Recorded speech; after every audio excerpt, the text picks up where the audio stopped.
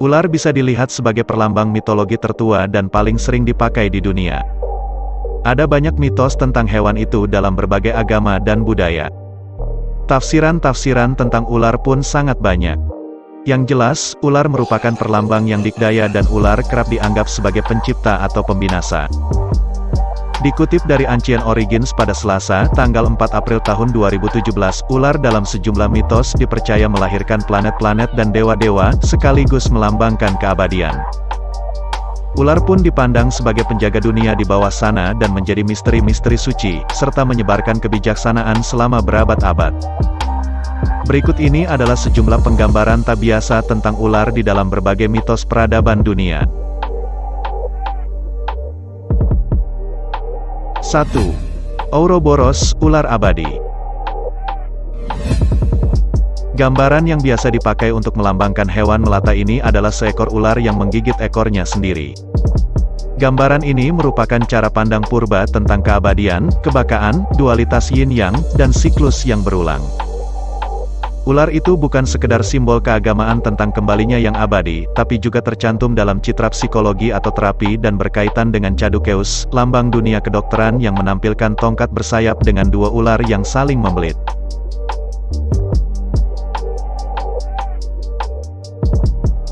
Dua.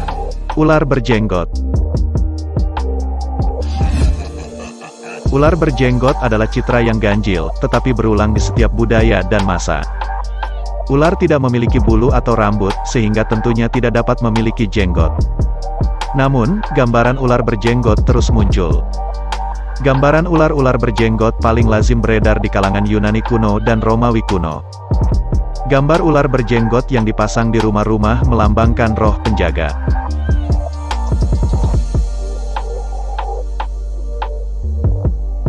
Tiga.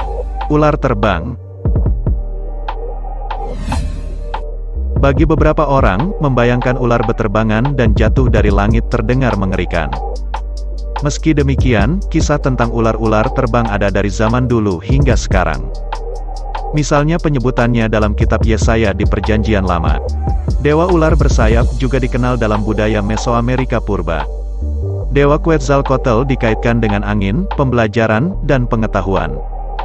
Jerome Clark pernah menulis dalam Fortean-Times tentang ular-ular terbang di Amerika Serikat hingga 1890-an, mengacu kepada pengakuan penebang pohon di California pada 1882 yang mengaku melihat makhluk terbang seperti buaya yang melayang 12 meter di atas puncak-puncak pohon. Sebenarnya memang ada ular yang bisa melayang, misalnya ular Chrysopelea yang hidup di hutan-hutan hujan Asia Tenggara. Caranya hinggap di antara puncak-puncak pohon adalah dengan menarik bagian perut dan melebarkan tubuhnya.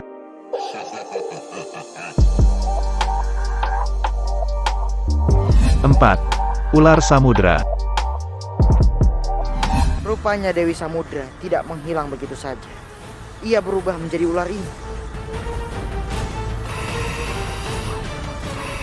Kisah-kisah para pelaut kaya dengan cerita tentang ular-ular laut misterius dan berbahaya atau ular raksasa yang membahayakan awak dan kapal, bahkan dalam cerita-cerita dari ratusan tahun lalu. Mitologi Nordik yang terkenal menyebutkan adanya Jormungandr, seekor ular laut yang sedemikian besarnya, sehingga ia bergelayut mengelilingi dunia untuk bisa menggigit ekornya sendiri. Versi modern kisah ular laut misalnya tentang Loch Ness di Skotlandia.